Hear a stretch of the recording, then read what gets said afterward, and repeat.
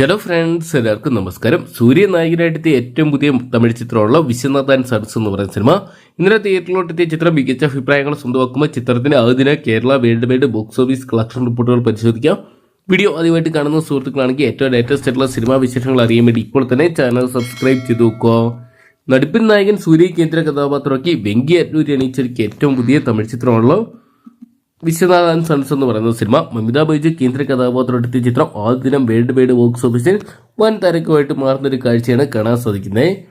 ചിത്രം കേരള ബോക്സ് ഓഫീസിലേക്ക് പുറത്തു വരുന്ന കണക്കുകൾ പ്രകാരം ചിത്രത്തിന് കേരള ബോക്സ് ഓഫീസിന് മാത്രം സ്വന്തമാക്കാൻ സാധിച്ചത് ആദ്യ ദിനം 1,55,00,000 രൂപയോളമാണ്. അതേസമയം ചിത്രം തമിഴ്നാട് ബോക്സ് ഓഫീസ് നേടി 7,06,00,000 രൂപയോളം ചിത്രം ആദ്യ ദിനം സ്വന്തമാക്കി. ചിത്രത്തിന് പുറത്തു വരുന്ന കണക്കുകൾ പ്രകാരം ചിത്രം ആദ്യ ദിനം വേൾഡ് വൈഡ് ബോക്സ് ഓഫീസ് നേട്ട് 27,51,00,000 രൂപയോളം സ്വന്തമാക്കിയെന്നാണ് പുറത്തുവരുന്ന റിപ്പോർട്ടുകൾ. എന്തൊക്കെയാണ് ഇതിനെ വലിയൊരു കളക്ഷൻ എന്ന് വേണമെങ്കിൽ പറയാൻ സാധിക്കത്തില്ല. എങ്കിലും മികച്ച അഭിപ്രായങ്ങൾ ചിത്രം സ്വന്തമാക്കിയത് കൊണ്ട് തന്നെ ഈ ഒരു വീക്കെൻഡ് ചിത്രം 100 കോടി നേടാനുള്ള സാധ്യതകൾ തള്ളിക്കളയാൻ പറ്റത്തില്ല. ഏകദേശം 120 കോടിയോളം